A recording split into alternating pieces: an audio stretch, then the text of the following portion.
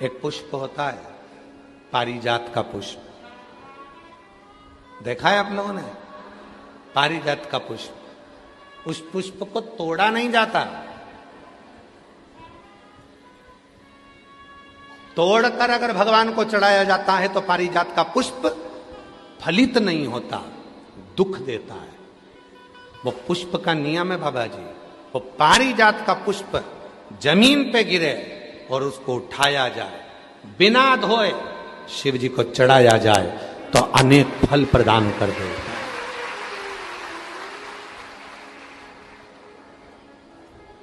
बिना धोए। और आज भी प्रमाण है महाराज जी, आज भी हमारे सनातन धर्म में प्रमाण है, जिस पुष्प को पानी में धोकर भगवान को चढ़ाया जाता है वो फूल भगवान स्वीकार नहीं करते। आज भी नियम है वकील साहब, आज भी नियम है। जिस फूल को अगर पेड़ से तोड़ा, पानी में धोया, उसके बाद भगवान को चढ़ाया तो भगवान उसको स्वीकार नहीं करते। ये रीते आज भी फूल से टूटा और टूटने के बाद भगवान को चढ़ा दिया, वो स्वीकार। कई माताओं की आदत रहती है पानी के लोटे में, पानी की बाल्टी में फूल तोड़कर डाल लेती हैं, मंदिर जाती हैं, फूल चढ़ा देती हैं, उसी का पानी भगवान को चढ़ा देती हैं, पानी में ही फूल पड़ा रहता है, भगवान को चढ़ा रही हैं। कई लोगों की आदत रहती है, वो सोचते हैं कि हम जा तो रहे हैं, फूल अलग से कहाँ ले जाएंगे, पानी के लोटे में, पानी की बाल्टी में फूल डाल लिए, तोड़ तोड़ कर पानी की बाल्टी में फूल डाले और शिव जी को जाकर चढ़ा दिए। शिव स्वीकार नहीं करता। पूरी पुराण को उठाकर देखना, कहीं नहीं लिखा कि फूल को धोकर शिव को चढ़ाना। यहां तक लिख दिया कि पारिजात का यदि फूल, और ये पारिजात का फूल कब आया था? अभी अभी हमने कथा में वर्णन किया था, सीहोर की कथा में, सीहोर की कथा में वर्णन किया था, आप लोगों ने सुना होगा। दुर्वासा बाबा आ गए थे अयोध्या में भोजन करने के लिए। अभी कथा में बोला था, आप लोगों ने में से किसी न किसी ने सुना होगा। दुर्वासा ऋषि आए अयोध्या, भगवान श्री राम जी, भरत जी, शत्रुघ्न जी, लक्ष्मण जी सब ने आओ भगत करी। मां जानकी जी ने भी प्रणाम करा और राम जी ने कह दिया कि प्रभु भोजन करना है आपको अयोध्या में। तो उन्होंने कह दिया था भोजन तो करूंगा, पर शर्त एक है, भोजन बनाने में अग्नि का प्रयोग ना हो, भोजन बनाने में जल का प्रयोग ना हो, और भोजन बनाने में धेनु का प्रयोग ना हो। कोई दूध, कोई घी, कोई दही, कोई वस्तु गाय की होना नहीं चाहिए, धेनु का प्रयोग भी ना हो, सुनो, अग्नि का प्रयोग भी ना हो और जल का प्रयोग भी ना हो। अब हम चतुर्वेदी जी और अंबाला वाले आप दोनों की धर्म पत्नियों से कह दें कि बिना अग्नि का भोजन बनाना, बिना पानी का भोजन बनाना और बिना धेनु का भोजन बनाना बन सकता है? तो जी बोलेगी कि नहीं बन सकता। बेटी बनेगा ही नहीं। आप में से कितने लोग हैं जो बिना पानी का भोजन बना सकते हैं, बिना अग्नि का भोजन बना सकते हैं, बिना धेनु का भोजन बना सकते हैं, बिना घी तेल का? और राम जी से क्या कह रहे हैं दुर्वासा जी कि मुझे अगर भोजन कराना है तो बिना अग्नि का, बिना पानी का और बिना धेनु का। और दूसरा, मैं सरयू जी का स्नान कर कर आऊंगा और भगवान शिव की पूजन करूंगा, तो मुझे वो पुष्प ला कर देना जिस पुष्प को अयोध्या और संसार के लोगों ने कभी नहीं देखा हो, कभी नहीं देखा हो। ऐसा पुष्प मुझे चाहिए अयोध्या में शिव जी की पूजन के लिए। दुर्वासा जी ने ये डिमांड रख दी। वो तो भगवान को धन्यवाद देना कि सीहोर वाला बाबा डिमांड नहीं रखता।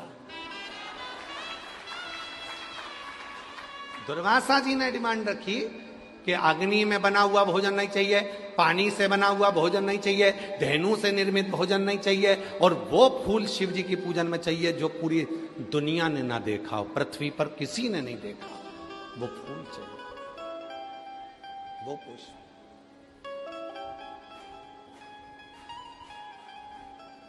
वो पुष्प चाहिए।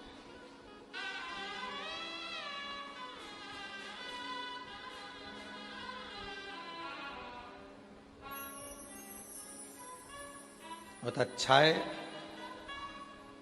जो सीहोर वाला बाबा ज्यादा डिमांड नहीं रखता। ये जितने लोग सोशल मीडिया पे बोलते हैं ना कि बाबा इतनी डिमांड, बाबा इतनी डिमांड, तो ये तो छोटी मोटी है। भारी डिमांड होना चाहिए, हल्के फुल्के थोड़ी ना है। विश्वनाथ जी के बेटे हैं, शिव के पुत्र हैं, कोई छोटे मोटे। अब राम जी चिंता में पड़ गए। राम जी के समझ में नहीं आया कि मैं ऐसा भोजन, सीता जी से पूछा तुम बना दोगी? सीता जी बोली बिना आगी के और बिना पानी के, बिना घी तेल के कोई भोजन बनेगा? पूरे अयोध्या में दिखवाया ऐसा कोई फूल जिसको किसी ने नहीं देखा हो। बाबा वशिष्ठ के पास गुरुजी ने कह दिया एक पत्र लिखो, इंद्र के लिए छोड़ दो। उस पत्र में लिखना 2 वृक्ष भेज दो, 2 वृक्ष, एक कल्प वृक्ष और दूसरा पारिजात का वृक्ष, 2 वृक्ष भेज। पत्र गया और वो पत्र इंद्र के चरणों में जाकर गिरा तो पत्र पढ़ते से ही इंद्रदेव ने 2 वृक्ष भेजे। कौन कौन से वृक्ष भेजे? एक कल्प वृक्ष, एक पारिजात।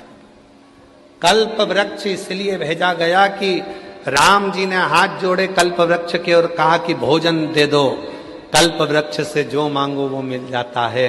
बना हुआ भोजन सामने आ गया, ना अग्नि लगी, ना पानी लगा, ना धेनु लगी, और भोजन दुर्वासा जी के सामने। दूसरा पारिजात का वृक्ष आया, जिस पारिजात के फूल को किसी ने नहीं देखा था, वो राम जी ने दुर्वासा जी को दिया शिव जी को चढ़ाने के लिए। और वो फूल जो जमीन पर पड़े थे वो राम जी बीन कर दुर्वासा जी को दिए थे, शिव ने स्वीकार किए थे।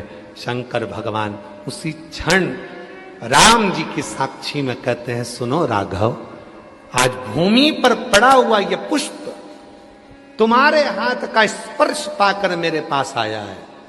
आज के बाद संसार का मनुष्य जब पारिजात का फूल मुझे देगा तो वो तोड़ कर देगा तो फल नहीं मिलेगा, पर भूमि पर पड़ा हुआ देगा तो मैं राम के रूप में उसको स्वीकार करूंगा। राम जी के हाथ के पुष्प के बराबर पुष्प पारिजात का भूमि पर पड़ा हुआ पुष्प हो जाता है।